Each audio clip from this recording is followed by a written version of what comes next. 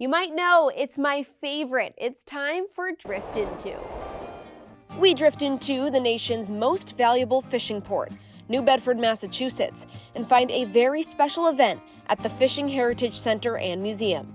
The center is dedicated to preserving and presenting the story of the fishing industry, past, present, and future, through amazing and interactive exhibits, programs, and archives.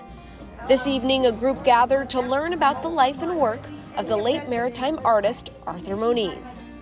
The talk was hosted by Arthur's wife Cheryl and focused on his amazing depictions of his favorite theme, fishing boats and the commercial fishing industry. And Arthur added him just because he liked the boats. Cheryl speaks of Arthur creating a very special painting called New Bedford Homecoming. Now, this one here I picked because this one here is one of my favorites. The piece sold at a charity auction, bringing $50,000.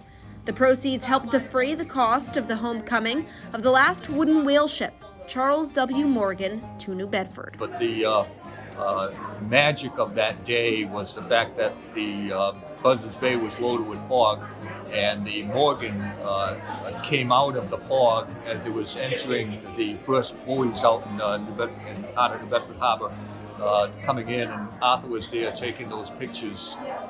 They ended up being some spectacular paintings that he put together, and the people loved it. Arthur Moniz was a caring and talented New Bedford native and artisan. His artistry depicted a wide range of subjects from commercial fishing to historical vessels and landscapes.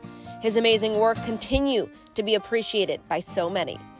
The interesting thing about Arthur was, if you look at the work and everybody loves his work, and oh my God, how beautiful, how wonderful, but the man, and it's as beautiful as what he painted, he was that same beautiful person.